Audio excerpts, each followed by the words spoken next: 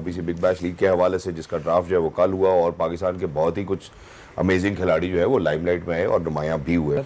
मेरा ख्याल है कि जो पाकिस्तान के बेस्ट T20 फॉर्मेट के जो प्लेयर्स हैं ना उन्होंने पिक किए हैं, वो चले गए। आई थिंक बाबर की साइनिंग से आई थिंक बिग बैश को फ़ायदा बहुत हुआ।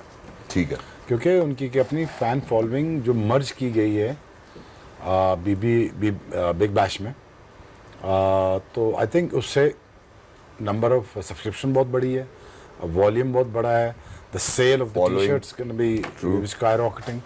आई थिंक बाबर के जाने से उनको बहुत फ़ायदा हुआ। क्या बात है, बहुत खूबसूरत। और दूसरी बात यह है कि again there is an opportunity for Babar now to play that sort of cricket, और उन्हीं के एनवायरनमेंट में उन्हीं लोगों के साथ what is lacking. I am sure I think he will become a much better player in that environment when he plays there.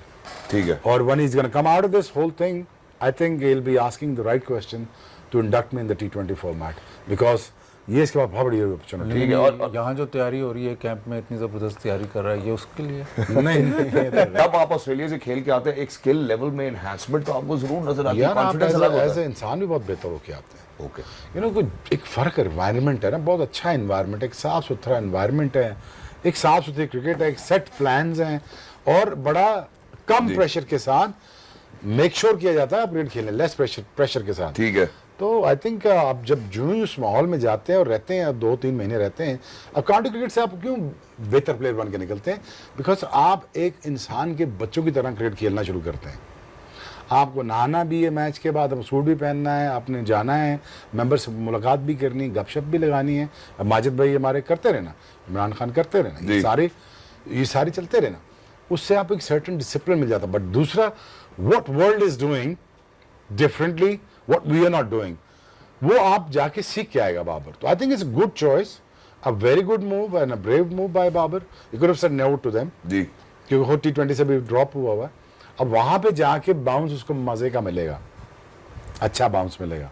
अब किस नंबर पे खेलेगा, obviously they will accommodate him, क्योंकि इतना तेज नहीं खेलता, उसके साथ टीम को सेट करना पड़ेगा। But you know bounce is there for him, he is gonna capitalize it, and I am sure he is gonna emerge as a far better player and a bigger player than what he is right now, and that's what I think. साथ जैसे बाबर आजम के हवाले से तो हमने बहुत ही ज्यादा खबरें भी सुनी, लेकिन और भी बाकी खिलाड़ी हैं जो कि मेरा ख्याल है कि उनकी रोशनी के तले थोड़े से मानंद हो गए। मोहम्मद रिजवान जो है वो मेलबर्न रेनेगेड्स, उसके बाद Shaheen Shah Afridi Brisbane Heat, Shadab Khan Sydney Thunder, Hasan Ali Adelaide Strikers और हारिस रऊफ जो है मेलबर्न स्टार्स से। अब पाकिस्तान के वाइट बॉल प्लेयर्स की वैल्यू बढ़ रही है, इसमें कोई दूसरी दो राय नहीं है। ये सवाल है मेरा बाजिद भाई के लिए। जी बाजिद भाई, ये BBL कितना लंबा टूर्नामेंट होता है? पूछ लें पीछे से, शायद आपको जवाब आए। सर देखें, हम तो टीम वर्क पे बिलीव करते हैं। हाँ तो बता ना, ये 3 महीने का 3 महीने का ना, तो इनको प्लेयर्स ज़्यादा चाहिए होते हैं, तो साइनिंग्स जितनी होती हैं वो अवेलेबिलिटीज़ पे भी होती हैं। बहुत सारे प्लेयर्स BBL नहीं खेलते बिकॉज इतना लंबा वो स्टेंट है, बहुत ही लंबा स्टेंट है। तो इसमें आपको ऐसे प्लेयर आएगा, 3-4 मैच खेलेगा, निकल जाएगा, तो ये ठीक है, वैल्यू तो आप कह रहे हैं।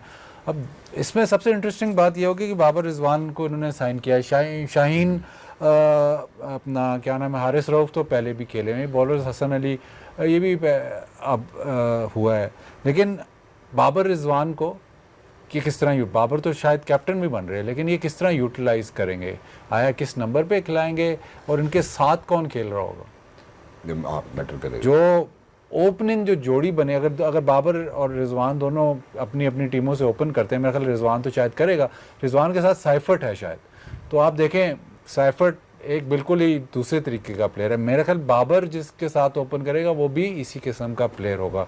तो वो जो फ्रेंचाइजेज हैं उन्होंने डिसाइड किया होगा कि हम इनको रख रहे हैं, बट इनके साथ जो कॉम्बिनेशन जो चलाना है वो किस तरह चलना है। ये T20 मतलब आप ये देखें कि एक 11 की अगर 11 बने तो आप उस 11 में सिमिलर प्लेयर्स नहीं रख सकते।